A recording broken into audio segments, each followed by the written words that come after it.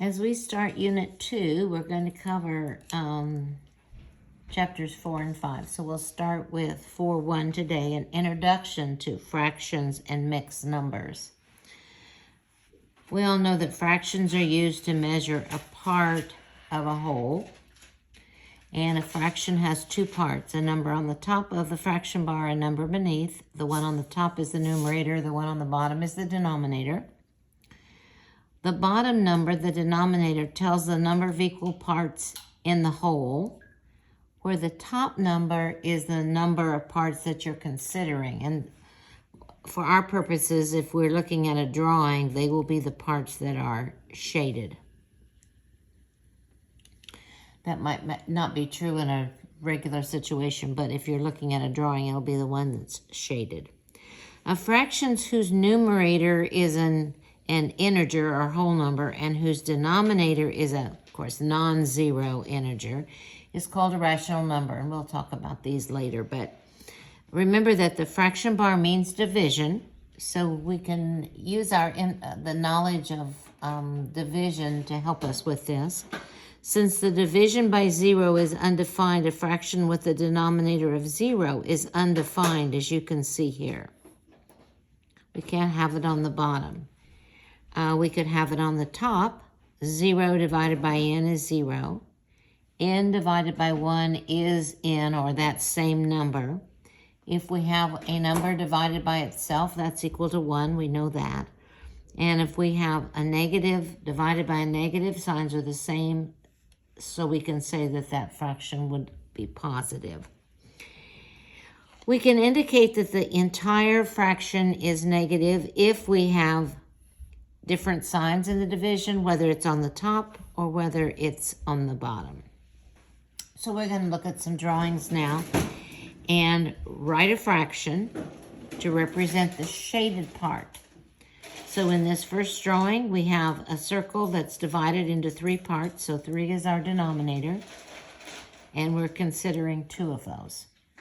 This one, we have 5 parts in the whole, and we're considering 2. In this one, we have 1, 2, 3, 4, 5, 6, 7, 8 parts in the whole, and we are looking at 3 shaded parts, or 3/8.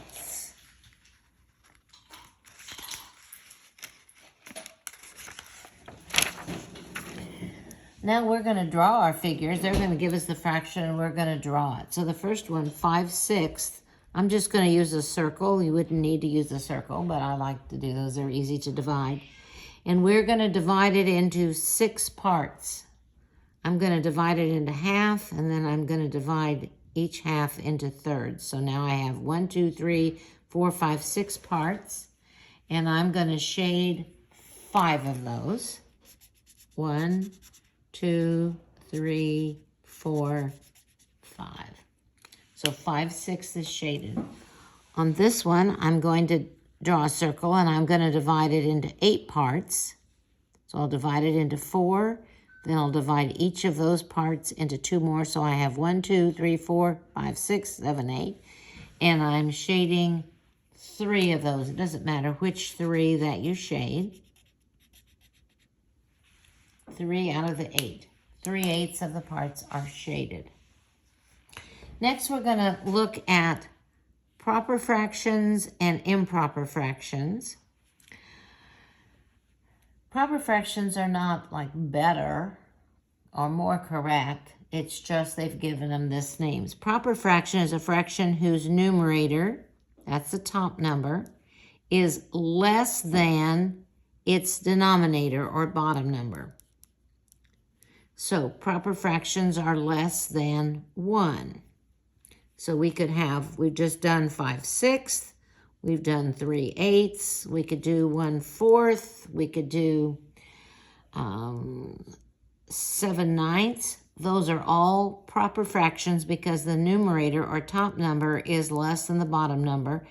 And it is, proper fractions are always worth less than 1. They're not the whole, they're not the whole. Improper fraction is a fraction whose numerator or top number is greater than or equal to its denominator. Improper fractions are greater than or equal to 1. And I think this is what's left off of your notes. I've corrected this one, so it's on these notes, but it's not on your notes. So let's take a look and see if we have proper and improper fractions. 12/5, the numerator or top number, is bigger or greater than the denominator. So this is an improper fraction. 5/12, the numerator, is less than the denominator, so that is a proper fraction. 12/12, it's actually equal. The numerator and denominator are equal, so it's also improper.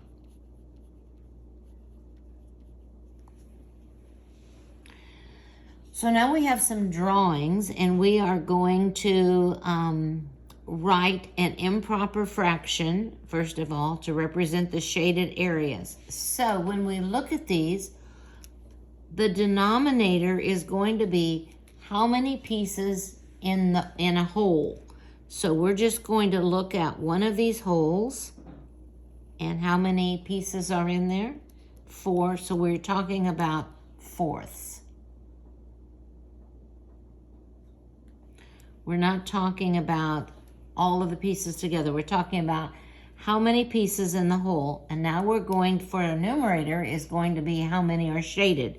1, 2, 3, 4, 5, 6, 7, 8, 9. So this drawing represents 9/4 as an improper fraction.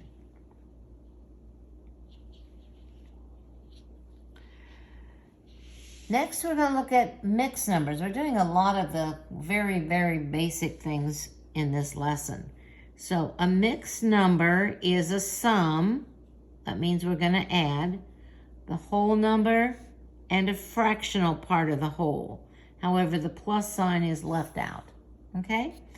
So this drawing at the bottom, yours on your notes does not look like that. These two pieces right here, I'll just outline them in yellow,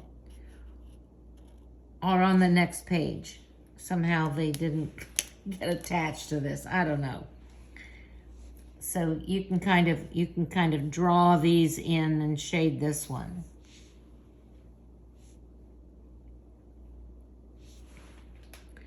And it looks like we've got some lines that are missing here.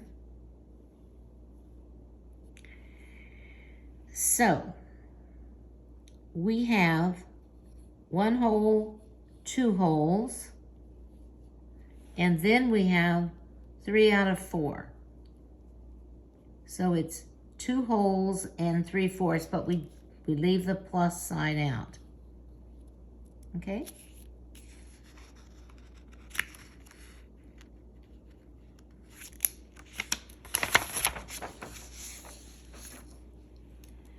So 2 3/4 would be 2 holes and then 3/4. So if we look at our picture again, I have a whole one. I'm just going to fold this and put this underneath it so we can see them all at once. 2 3/4. We have 2 holes and 3/4. I don't know why that line is where it is, because it doesn't divide it into 4 nice parts, but now I've done that. We have 2 holes and 3/4, and if we want to change that to an improper fraction, we have 2 sets of 4. 2 times 4 would be 8, plus these extra 3, so we would have 11/4. 1, 2, 3, 4, 5, 6, 7, 8, 9, 10, 11/4. So our rule for that, this is just the algorithm, how you would do this. You'd multiply the whole number by the denominator. So 2 times 4 would be 8. And then we're going to add the result to the numerator. The numerator is 3. So we would have 2 plus 3, which is 11. And then we're going to write that 11 over the denominator, which is 4. So what we know in 7 1/4, we have 7 sets of 4.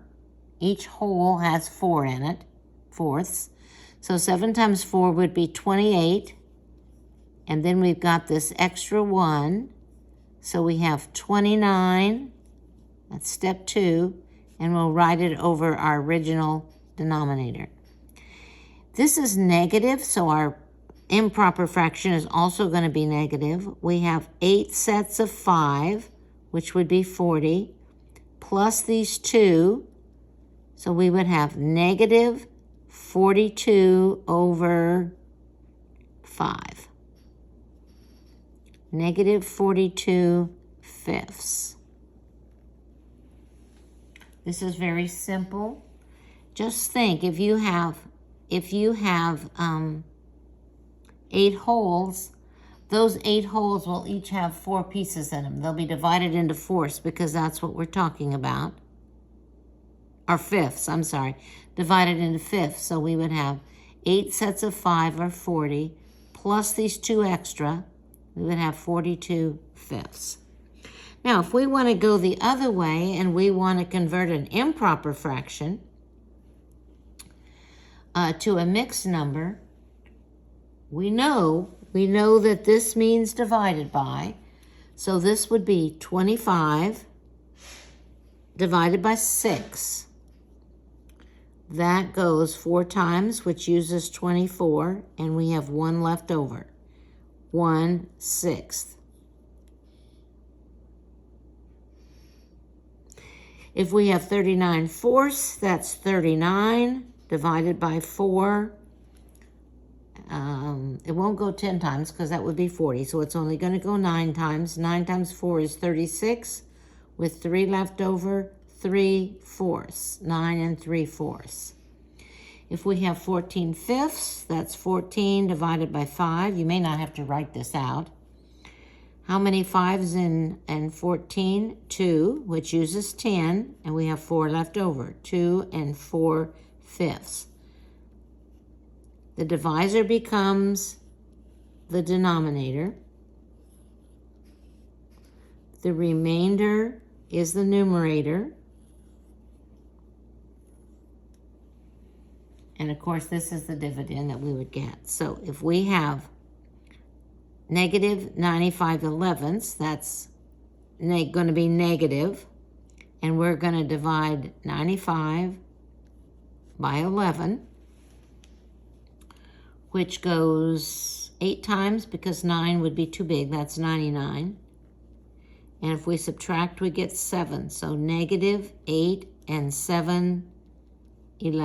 We're talking about 11ths here.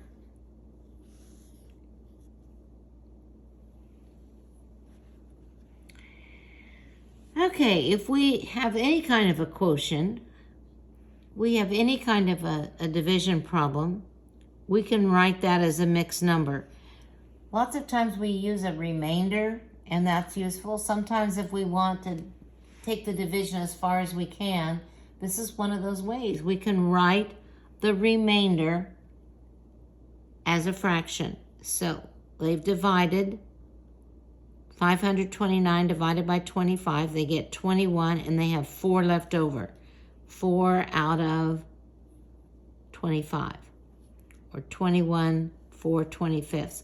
And I think this is incorrect on your note sheet. I think it just says 5, but it should be 25 because you're dividing by 25. Okay, the last thing that we're going to talk about are fractions on a number line. So if we wanted to do 1/2 and show that on a number line, we would divide the distance between 0 and 1 into 2 parts. And we want one of those parts, so this would be 1/2. 5/6, we're going to divide the distance between 0 and 1 into 6 parts. So I'm going to divide it into half. Then I'm going to divide each half into 3 parts. So I have 1 part, 2, 3, 4, 5, 6 parts between 0 and 1.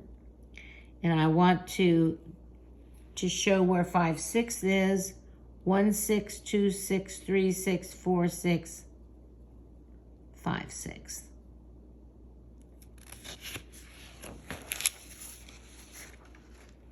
Well, there's the 0 and 1 that we had. That's from the other page. 13/4, we're going to divide the distance between each whole number into 4 equal parts. Okay. So there's 4 between 0 and 1. Here's 4 between 1 and 2. Here's 4 between 2 and 3. Here's 4 between 3 and 4. And we want 13 of those. So here's 1, 2, 3, 4, 5, 6, 7, 8, 9, 10, 11, 12, 13/4, which is the same as 3 1/4, right? So if we had 13/4, that would be 13 divided by 4, goes 3 times, uses 12 with 1 left over, 1/4, 3 1/4, and that's right where we are. The last thing we're going to talk about once again is absolute value and the opposite of a fraction. We've talked about opposites of numbers. Now we're going to talk about the opposite of fractions, which is the same idea. You just change the sign. So absolute value, you know, we mark it, we show it by these bars, and the opposite is always positive unless it's 0. We never have a negative absolute value. So whatever's in here, we make it positive. So the absolute value of negative 12/5 would be 12/5. Here again, we've got the absolute value bars, the absolute value of 3/7. It's already positive, so the absolute value is 3/7. It's always positive. Here we have the absolute value of this, but then we're going to take the opposite of that. So whatever we get for the absolute value, which is going to be positive, we'll make it negative. So the absolute value of negative 3/4 is 3/4, the positive. And now we're going to take the opposite of that, or negative 3/4. This last one, we do not have absolute value bars. So we're not going to do it quite the same. We have parentheses. So what we want is the opposite of negative 3/4. So the opposite of negative 3/4 would be positive 3/4. If you do the work in the textbook, you can kind of check to be sure you've got this straightened out in your mind. That's a good thing.